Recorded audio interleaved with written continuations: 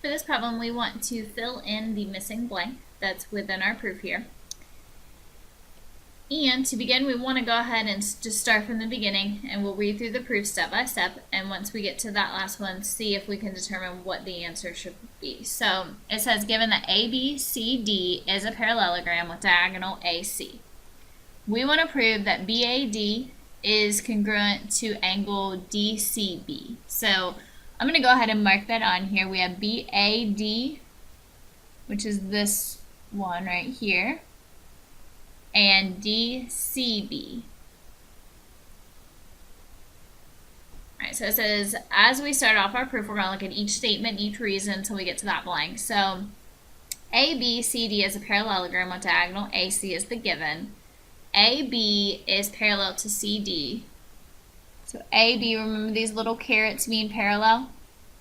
And so I'm going to go ahead and draw those in as parallel to CD, and AD is parallel to BC.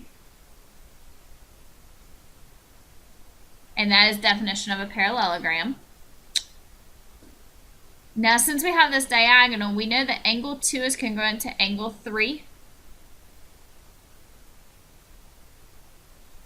And let me switch colors. We also know that 1 is congruent to 4. The reason we know this is if I draw it over here to the side, if we think about this being our parallel lines and this being CA, these are alternate interior angles. And so keep in mind that anytime that you have parallel lines, you can use those angles that we talked about in chapter 3. So those are alternate interior angles. Then measure of angle 2 is equal to measure of angle 3, and measure of angle 1 is equal to measure of angle 4. That's just measures of congruent angles are equal. We know that if they're congruent, that means that they're equal. So we can just end up saying that they're equal. So measure of angle 1 plus measure of angle 2 is equal to measure of angle 4 plus measure of angle 2. So if they're equal, then we can, combine those. We know that this and this would be equal to if we add this and this, because if they're already equal on both sides, if we add them together, it would still be an equal value. If you think of it with numbers, you could say 1 is equal to 1 and 2 is equal to 2, so 1 plus 2 is equal to 1 plus 2. That's the same concept, except they have the measures of these angles. So that is just the addition property of equality. If you add one thing on one side, you can add the same thing to the other. But now, measure of angle 1 plus measure of angle 2 equals measure of angle 4 plus measure of angle 3. If you try to figure out what this blank is, you should notice the difference going from the previous step to this one is that 2 switches to 3.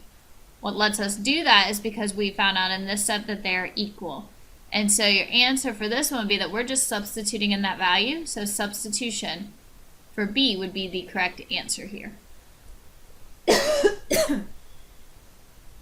Then, once we know that they're equal, we know that measure of angle 1 plus 2 is equal to BAD, and 3 plus 4 is equal to DCB. Therefore, our angles are equal by substituting it back in. If our angles are equal, we know that they are congruent. So again, our answer for this one is substitution, but we did use a lot. We used, information about parallel lines, definition of parallelogram, our alternate interior angles, and some other concepts that we'd had throughout the year. If you have questions on any of these concepts that we mentioned in order to complete this proof, please let me know.